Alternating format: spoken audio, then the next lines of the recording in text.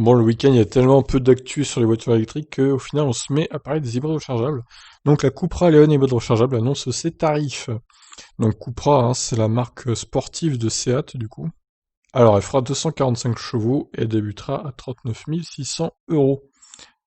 Alors, 245 chevaux, ça commence à être pas mal. 400 Nm de couple aussi. Donc, par contre, elle me paraît assez chère, hein, cette voiture hybride rechargeable. À ce prix-là, vous avez un Kona ou un Iniro avec quand même 455 km d'autonomie en full électrique. Donc bon, à peine moins puissant. Vous avez aussi la ID3 avec une bonne finition en plus. Donc là, il y a deux versions en fait. Il y a la version break et la version de berline apparemment. Voyons les petites photos. Ouais, c'est pas vilain. Après voilà, ça reste un break. C'est plus trop dans l'air du temps les breaks pour le coup. Mais il y en a qui s'appelaient, donc pourquoi pas. Alors, en matière d'équipement, la compacte espagnole est plutôt bien dotée, instrumentation numérique 10,25 pouces, écran tactile 10 pouces, système audio à 6 haut-parleurs, chargeur par induction pour mobile, CarPlay sans fil, radio numérique DAB et projecteur LED font partie des dotations de série. Du côté des aides à la conduite, le parc assist avec caméra de recul est de la partie. Tout le reste est facturé en option, comptez 250 euros pour le drive.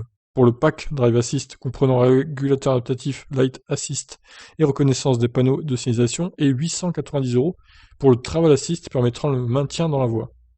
Ah oui, donc pour avoir une conduite autonome de, on va dire, de niveau 2, eh ben c'est quand même 900 balles quasiment, c'est pas rien, hein.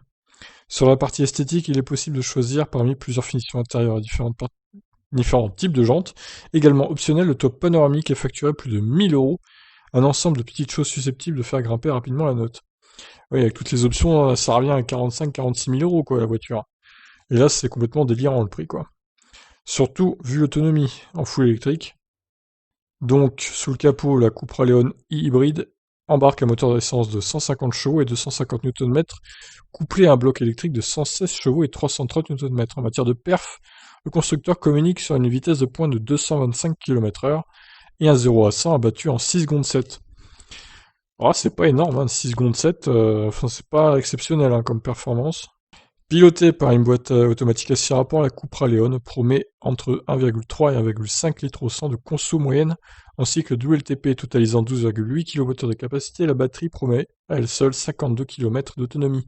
Elle se recharge en un peu moins de 4 heures à la vitesse de 3,6 kW. Et la trappe de recharge se situe au-dessus du pneu avant gauche, comme vous pouvez le voir sur l'image. Voilà, donc on a fait le point sur cette Cupra hybride rechargeable qui, de mon avis, n'est pas très intéressante quand même, que ce soit niveau performance, caractéristiques de la batterie, etc. Et niveau tarif, c'est vraiment pas terrible, hein. Franchement, sans compter la nouvelle polémique avec les hybrides rechargeables qui sont au final de loin peu écologiques. On va dire que c'est une fausse bonne idée, ces hybrides rechargeables. Surtout vu comment les gens s'en servent, en les rechargeant jamais au final. Donc voilà, bah écoutez, je vous laisse réagir hein, sur cette hybride rechargeable Cupra Leon.